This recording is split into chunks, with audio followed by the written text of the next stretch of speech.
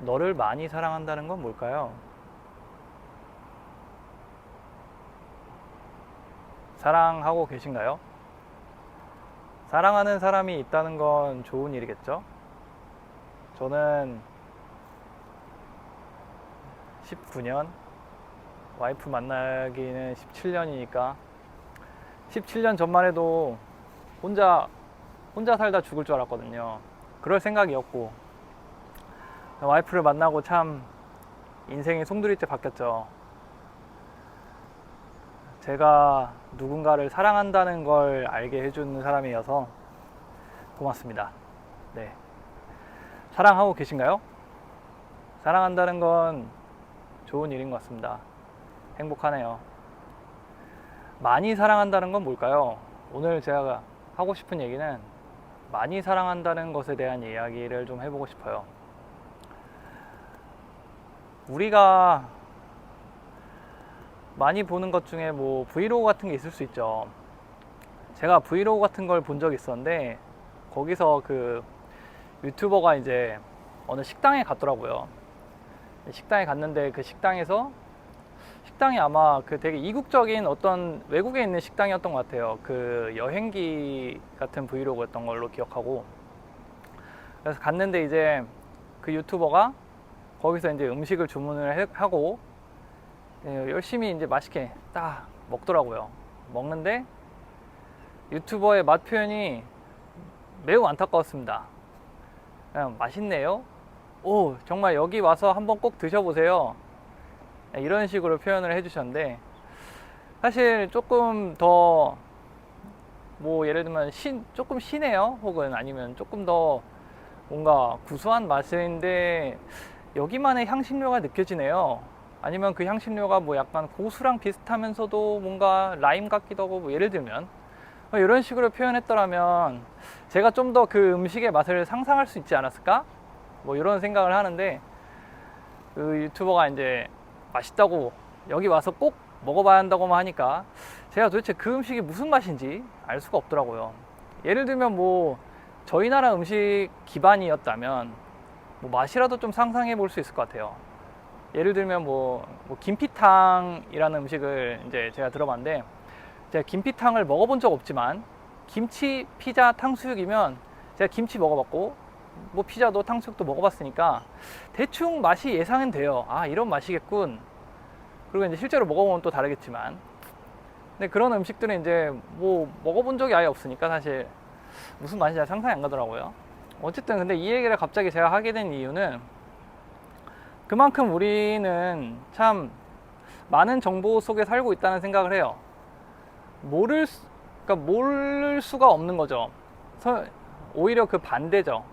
너무 알아야 할 게 많은 시대를 살고 있다는 생각을 가끔씩은 해요. 심지어 그것도 너무나 잘 느껴지는 게, 제 뉴스레터 아니 메일함만 봐도, 혹은 카카오톡 뭐 대화방만 봐도 넘쳐 흘러요. 어디서 이제 뭐 좋은 세일 기회가 나왔다, 뭐 두 번 다시 없을 올해 뭐 마지막 세일 기회, 뭐 예를 들면 이런 문구라든지, 아니면 뭐 비밀스러운 투자 정보, 뭐 아무에게도 안 알려줬지만 너에겐 알려준다, 뭐 이런 투자 정보라든지 등등등, 정말 수많은 정보들이 저에게 제가 원하지도 않았는데 막 찾아옵니다. 그리고 심지어 그 정보들이 제가 혹시나 잘 이해하지 못할까봐 정말 너무 쉽게, 마치 아기가 이유식을 먹듯이 거의 갈갈이로 갈아서 떠먹여주듯이 정보를 주죠. 제가 5초 만에 혹시나 이 정보가 싫어질까봐 정말 뭐 앞에 블릿 포인트나 뭐 넘버링 다 붙여서 1번 뭐 이 정보는 무엇이고 이런 식으로 요약을 해준다든지, 아니면 뭐 엄청나게 이제 자극적이고 혹은 뭐 이렇게 눈길을 끄는 그런 이목을 사로잡는 것들을 통해서 저에게 정보를 주려고 다들 노력을 하고 있습니다. 그런 걸 생각을 해보면 참 정보가 부족한 시대는 아니에요. 오히려 정보가 너무 많아서 그 정보 중에서 도대체 내가 뭘 골라야 할지 모르겠는 그런 시대겠죠? 유튜브도 사실 똑같다고 봅니다. 썸네일부터 시작해서 유튜브에 뭐 예를 들면 리뷰하는 영상들 엄청 많은데 사실 리뷰하는 영상도 똑같죠. 내가 원문을 다 볼 수 없을 만큼 바쁜 사람이니 그런 당신을 위해서 내가 5시간짜리 드라마 혹은 영화를 30분으로 압축해 드렸습니다. 근데 유튜브는 거기서 한 발 더 나아가서 30분도 보기 혹시나 바쁠까봐 뭐 2배속 기능을 제공합니다. 등등등. 그것을 더 나아가면 이제 그 유튜브 내용만 이제 챗GPT에 요약해서 보기도 하고, 아무튼 우리가 참 알아야 할 것도 많고 배워야 할 것도 많은 시대인 것 같습니다. 그러게요. 근데 이거가 과연 사람에게도 똑같이 적용될 수 있을까요? 예를 들면 사람을 정보라고 생각을 해보면 뭐 가장 대표적인 그런 예시로 떠오르는 거는 저는 틴더 같은 소개팅 앱이 떠오르는데, 틴더를 제가 직접적으로 써보지 않았지만 거기 이제 UI UX를 이제 살짝 뭐 배울 때가 있었는데, 그때 배웠던 것 중에 이제 틴더에서 가장 그러니까 키포인트였던 그런 기능이 이제 왼쪽 오른쪽으로 이제 스와이프해서 어떤 사람들을 넘기는 기능이었다고 제가 예전에 들었던 기억이 나요. 그게 이제 사실 따지고 보면 컨베이너 벨트랑 비슷하잖아요. 컨베이너 벨트에서 예를 들면 오렌지가 이렇게 쭉 컨베이너 벨트를 따라 내려오는데, 뭐 오렌지도 이제 뭐 상품이 있고 하품이 있고 등등등 있겠죠. 아니면 뭐 정말 팔지 못할 만한 상품도 있고, 그거를 이제 고르는 일과 비슷하다는 생각을 했어요. 컨베이너 벨트처럼 사람이 내려오면 마음에 드는구나 하면 이제 상품 쪽으로 보내고, 마음에 안 든다 그러면 하품이나 뭐 이렇게 왼쪽으로 넘기는 뭐 그런 어떤 과정이었겠죠. 아무튼 참 그런 생각을 하면 우리에게는 사랑할 시간이 없는 시대라는 생각이 들어요. 아니면 사랑할 시간을 주지 않는 시대라는 생각도 들고, 모르겠어요. 그게 자본주의가 가진 어떤 특성인지, 저도 사실 자본주의에 잘 제가 뭐 모르니까 좀 말하기 조심스럽긴 한데, 제가 느낀 바로는 우리에게는 너무나 많은 것들, 선택지가 너무 많아진 이상 한 명을 깊이 있게 누군가를 알아간다는 건 그 사람에 대해서 시간을 쏟고 내가 정성을 들여서 그 사람이 어떤 사람인지 오랫동안 지켜봐야 된다고 생각을 하거든요. 뭐 소위 말하는 한 사람은 하나의 우주다 라는 그런 말처럼, 한 사람이 그 깊은 어떤 모든 것을 알 수조차 없겠지만, 그것을 알기 위해서는 아무래도 많은 시간과 노력이 들어가야 할 텐데, 그 많은 노력이 들어가는 걸 과연 우리가 잘 할 수 있느냐, 그거는 이제 다른 문제가 된 것 같아요.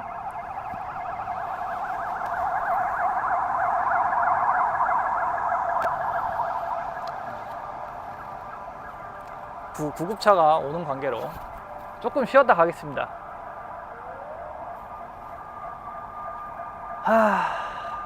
그러게요. 어쨌든 우리는 뭔가 되게 바빠요. 할 일도 많고, 그거를 사람에도 똑같이 적용하고 있는 것 같고, 이 사람을 조금만 만나보고 아니다 싶으면 바로 그만두고, 마치 그게 가장 잘 드러나는 게 틴더 앱처럼, 틴더 앱은 정말 0.1초 만에 결정되는 거잖아요. 근데 사람이 과연 0.1초 만에 결정될 만한 모든 이야기를 가지고 있느냐, 그럴 만한 대상이냐, 그거는 저는 조금 생각해 봐야 될 문제라고 생각을 해요. 정보나 뭐 다른, 물론 조금 더 나아가자면 정보나 물건이나, 사실 물건도 제가 되게 할 얘기 하고 싶은 얘기가 좀 있는데, 어쨌든 저는 물건에 정을 붙이고 그 흔적을 남기는 과정 자체를 되게 중요하게 생각하는데, 어쨌든 사람도 똑같이 마찬가지로 사람은 오히려 더 이제 근본적으로 과연 우리가 이렇게 빠르게 사람들을 판단하고 넘어가는 게 맞느냐, 그런 물음들이 가끔씩은 들어요. 사실 그래서 저는 그렇게 안 하고 싶었고, 그렇게 해서 시작한 게 편지를 쓰는 일이었다고 지금 생각이 들어요. 즉 약간 이런 느낌인 거죠. 제가 예전에 썼던 글 중에 이런 내용이 있었어요. 자본주의는 악당의 마지막 말을 들어주는 걸 좋아하지 않는다, 뭐 이런 말을 쓴 적이 있는데, 이게 무슨 얘기냐면 악당이 이제 궁지에 몰렸어요. 그럼 궁지에 몰려서 이제 악당이 자기도 사실 이렇게 된 이유가 있었다, 즉 악당에 이제 구구절절한 사연이 있을 거잖아요. 물론 작품에서는 드러나지 않을 수도 있고 굳이 드러날 필요가 없을 수도 있죠. 하지만 알다시피 모든 사람들은 다 각자만의 이야기가 있고 각자만의 원인, 수많은 쌓여왔던 시간들, 그런 것들이 있고, 거기서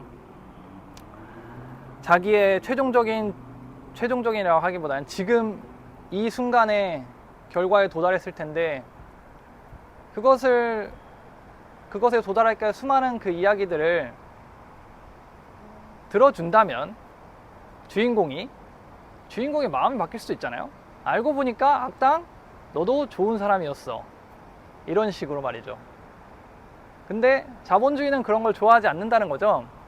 왜냐하면 지금 그 악당 뒤로 이미 그 컨베이너 벨트에 악당들이 한 15는 줄 서 있거든요.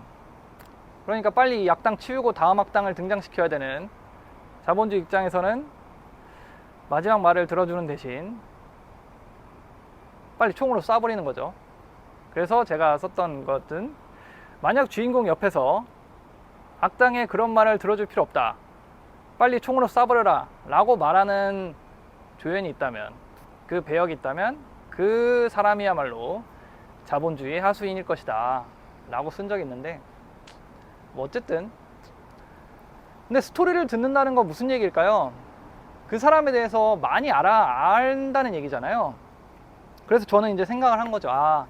사랑한다는 거는, 특히나 많이 사랑한다는 건 내가 너에 대해서 많이 알고 싶다는 거구나, 내가 너에 대해서 많이 알아간다는 거구나, 그냥 그런 생각을 했습니다.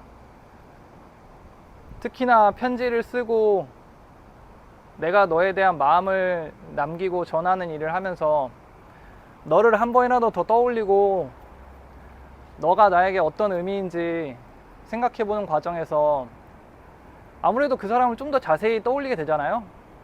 그 사람이 했던 작은 행동들, 작은 표정, 특징 등등등, 그런 걸 떠올리다 보면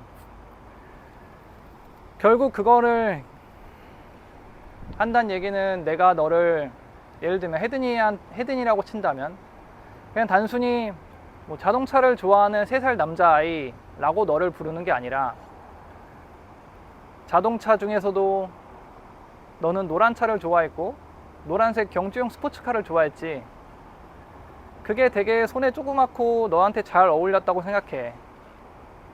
그리고 너는 그 다음에는 자동차를 넘어서서 자동차를 이제 변신하는 로봇들을 좋아하기 시작했지.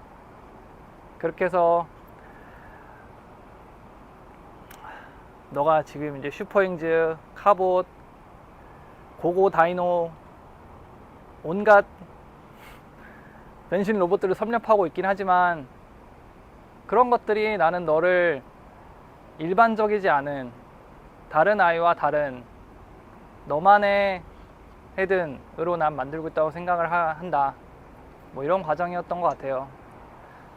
마찬가지로 거기서 그 글에서 제가 표현했던 그걸 다시 한번 얘기를 하자면, 내가 너를 그렇게 자동차를 좋아하는 3살 아이로 이름 붙이는 거는 마치 그건 모래사장이 있는데, 그 모래사장에는 이런 팻말이 꽂혀져 있는 거죠. 일반.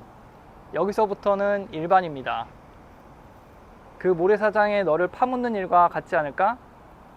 그리고 내가 너에게 편지를 쓴다는 거는, 그리고 내가 너를 좀 더 많이 알아가고 즉 더 많이 알아간다는 건, 더 많이 사랑한다는 건 너를 그 일반이라는 모래사장에서 파묻힌 너를 꺼내서 오직 너, 나에게만 존재하는 너로 만드는 일, 그런 일이 아닐까? 그런 생각을 했습니다. 그래서 지금도 편지를 쓸 때면 항상 가장 기분 좋은 거는 내가 잊어버릴 수도 있는, 잃어버릴 수도 있는 그런 너의 어떤 모습들, 그리고 나의 생각들. 왜냐면 이 두 개는 분리되어 있는 게 아니라고 생각을 해요. 어차피 나와 헤든이, 그와의 관계 그 자체에서 발생하는 모든 것이기 때문에 그걸 어떻게든 남기고 붙잡아서 너에게 전해준다는 측면도 있고, 나로서는 너를 사랑한다는, 특히나 더 많이 사랑하고 싶고 더 많이 사랑하려는 그 책임, 그 책무를 다하고 싶다는 생각도 많이 있습니다.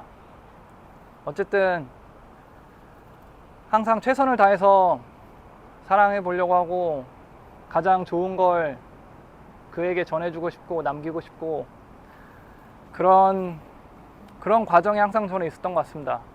그런 면에 있어서 오늘 하려던 얘기는 더 많이 사랑한다는 것, 그거는 제 생각에는 누군가를 더 많이 알아간다는 것, 알려고 한다는 것, 그런 것이라 생각합니다. 아무튼 다음에는 또 뭔가 다른 얘기를 한번 찾아볼게요. 영상 봐주셔서 감사하고 다음에 또 뵐게요. 감사합니다.